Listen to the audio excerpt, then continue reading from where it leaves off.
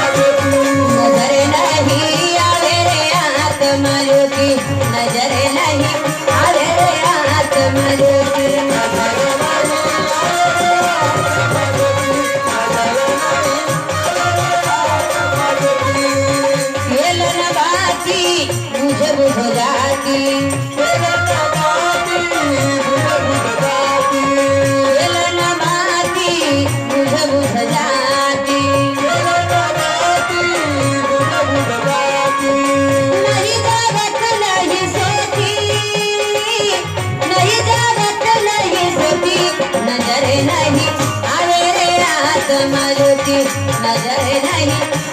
रे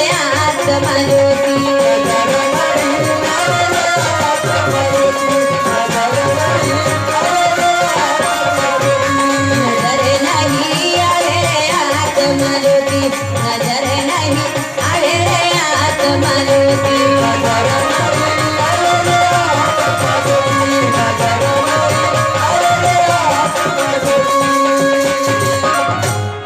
नजर नहीं आवे आत्म ज्योति अरे तेल न बाती बुझ बुझ जाती नहीं जागत नहीं सोती नजर नहीं आवे आत्म ज्योति संत कबीरदास महाराज म्हणतात की आजपर्यंत संसारामध्ये या आत्मप्रकाशाला कोणी पाहू शकलं नाही आणि जरी दिसून गेला असता तर आपण त्याला जाऊ दिला नसता नाही का डोळ्याला जरी दिसला असता तर या शिवराम भाऊच्या शरीराला सोडून जेव्हा गेला तेव्हा त्यांच्या परिजनानं त्याला पाहून ठेवला असला देवाला विनवणी केली असती देवाशी भांडण झाला असता की बाबा रे हे वस्तू तुझी नाही हे वस्तू आमचे बाबा आहेत किंवा आमचे काका आहेत का आमचे मामा आहेत का आमचे भाऊ आहेत तुम्ही त्याला नेऊ शकू नाही पण संत म्हणतो अरे जरी डोळ्याला दिसता तेव्हा या ठिकाणामध्ये राहिला असता त्याचा घरद्वार इथं राहिला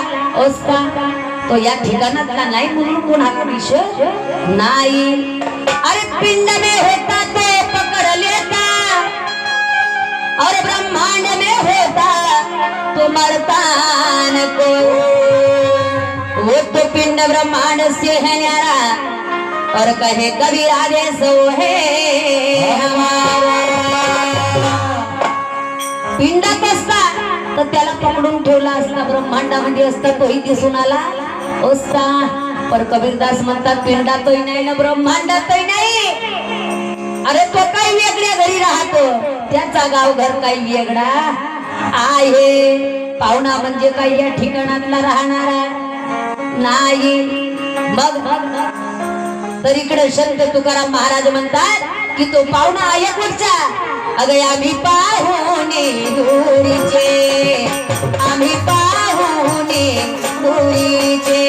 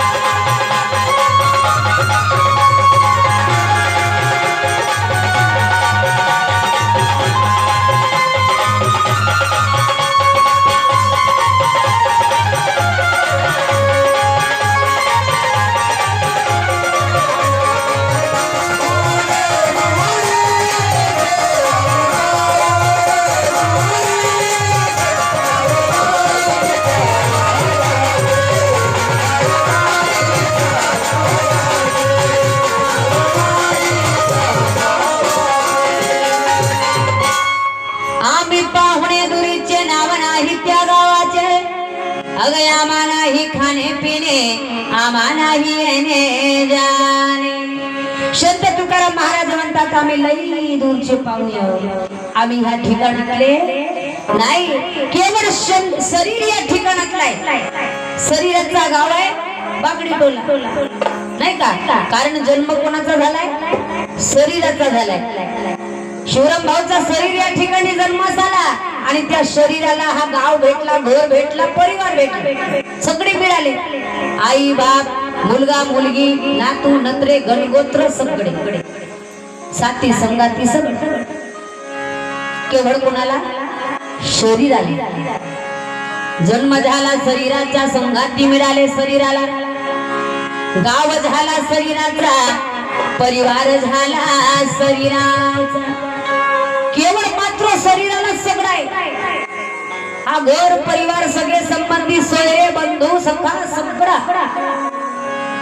कारण संत आपल्या अभंगाला प्रमाण देतो, कोणी नाही देवा जीवाचा संगाती, आणि बाळ मुले नाती प्रपंचाचे.